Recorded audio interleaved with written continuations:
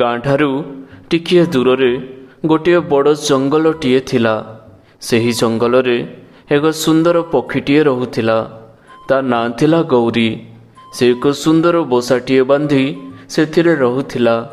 ସେ ସବୁବେଳେ ସମସ୍ତଙ୍କ ସହ ସ୍ନେହ, ପ୍ରେମ ଏବଂ ଶ୍ରଦ୍ଧାର ସହିତ କଥା ହେଉଥିଲା। ସେହି ଜଙ୍ଗଲରେ ଟୁଟୁ ନାମକ ଏକ ଶୁଆ ମଧ୍ୟ ରହୁଥିଲା। ସେ ତାଳଗଛ ଭିତରେ ବସା ବାନ୍ଧି ରହୁଥିଲା। ଟୁଟୁର ଘର ଆଗକୁ ଗୋଟିଏ ବଡ଼ ଗଛଟିଏ ଥିଲା ଏବଂ ସେହି ଗଛରେ ଏକ କାଠରେ ତିଆରି ବସାରେ ଗୋଟିଏ କୁଆ ମଧ୍ୟ ରହୁଥିଲା। କିଛି ଦିନ ବିତିଗଲା ପରେ ଗୌରୀ ତାର ବସାରେ ରଖିଥିବା ଅଣ୍ଡାଗୁଡ଼ିକ ଫୁଟି ସେଥିରୁ ଛୋଟ ଛୋଟ ଛୁଆ ଜନ୍ମ ହେଲେ। ଗୌରୀ ସେମାନଙ୍କୁ ଦେଖି ବହୁତ ଖୁସି ହୋଇଗଲା ଏବଂ ଗୌରୀ ତା ଛୁଆମାନଙ୍କୁ କହିଲା, ମୁଁ ତୁମମାନଙ୍କୁ ଦେଖି ବହୁତ ଖୁସି ଅଛି। ବର୍ଷା ଋତୁ ଯିବା ପରେ ତୁମ ବାପା ଆମ ପାଖକୁ ଫେରି ଆସିବେ। ସେତେବେଳ ପର୍ଯ୍ୟନ୍ତ ତୁମେ ବଡ଼ ହୋଇଯାଇଥିବ। ଏହା କହି ଗୌରୀ ଖୁସିରେ ଖୁସିରେ ତା ଛୁଆମାନଙ୍କ ପାଇଁ ଖାଦ୍ୟ ସନ୍ଧାନରେ ଚାଲିଗଲା। ରାସ୍ତାରେ ଗଲାବେଳେ ତାର ଟୁଟୁ ସହିତ ଦେଖା ହେଲା। ଗୌରୀକୁ ଏତେ ଖୁସିରେ ଦେଖି ଟୁଟୁ କହିଲା, କ'ଣ ଏତେ ଖୁସି ଜଣାପଡ଼ୁଛ ଗୌରୀ?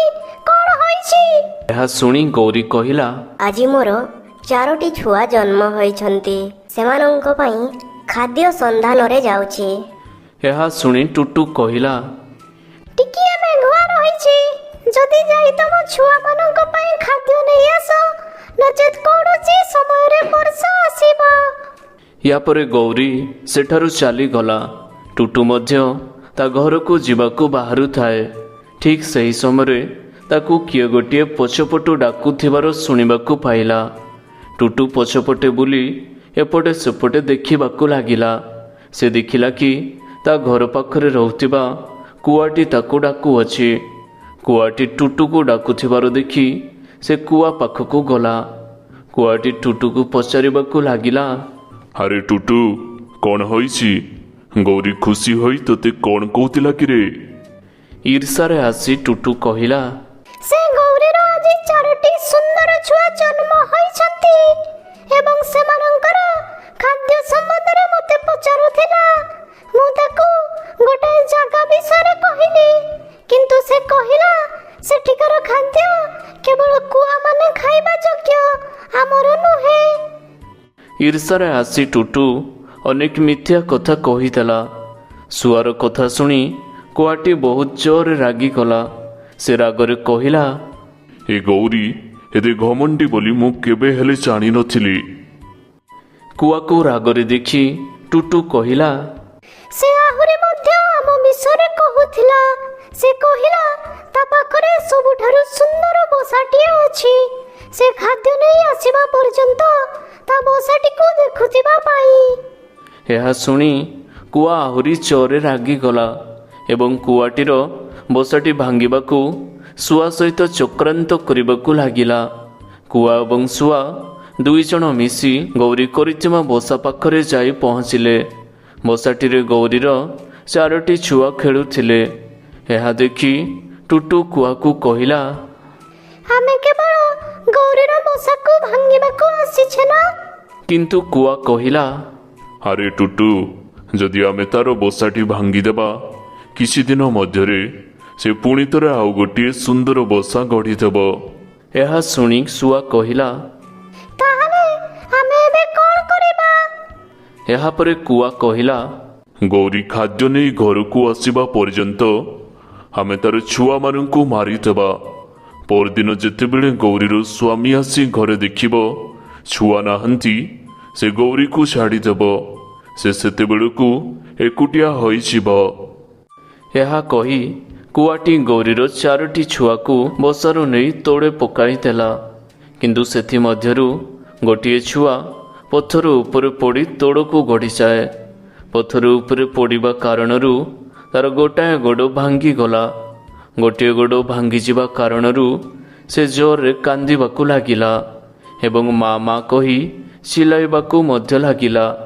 ଏହି କୁକର୍ମ କରି କୁଆ ଏବଂ ଶୁଆ ଆନନ୍ଦର ସହ ନିଜ ଘରକୁ ଫେରିଯାଆନ୍ତି। କିଛି ସମୟ ପରେ ଗୌରୀ ତା ଘରକୁ ଖାଦ୍ୟ ନେଇ ଫେରି ଆସେ। ସେ ବସାରେ ଆସି ଦେଖିଲା ବେଳକୁ ତା ଛୁଆମାନେ ବସାରେ ନାହାନ୍ତି। ଗୌରୀ କାନ୍ଦି କାନ୍ଦି ଏପଟ ସେପଟେ ତା ଛୁଆମାନଙ୍କୁ ଖୋଜିବାକୁ ଲାଗିଥାଏ। ମାର ସ୍ୱର ଶୁଣିବା ମାତ୍ରେ ତଳେ ପଡ଼ିଥିବା ଛୁଆଟି ଜୋରରେ ଜୋରରେ ମା ମା କହି ଚିଲାଇବାକୁ ଲାଗେ। ଗୌରୀ ତାର ସବୁ ଛୁଆମାନଙ୍କୁ ତଳୁ ଉଠାଇ ନେଇ ବସା ଉପରକୁ ନେଇ ଆସେ।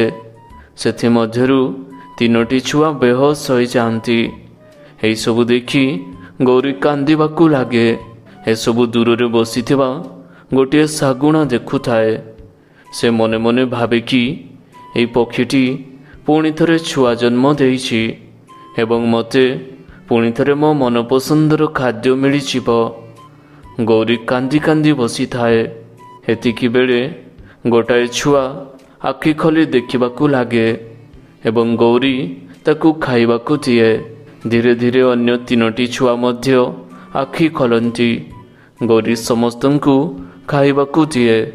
ଧୀରେ ଧୀରେ ସବୁ ଛୁଆମାନେ ଶକ୍ତିଶାଳୀ ହେବାକୁ ଲାଗନ୍ତି। ଦିନ ପରେ ଦିନ ବିତିଗଲା।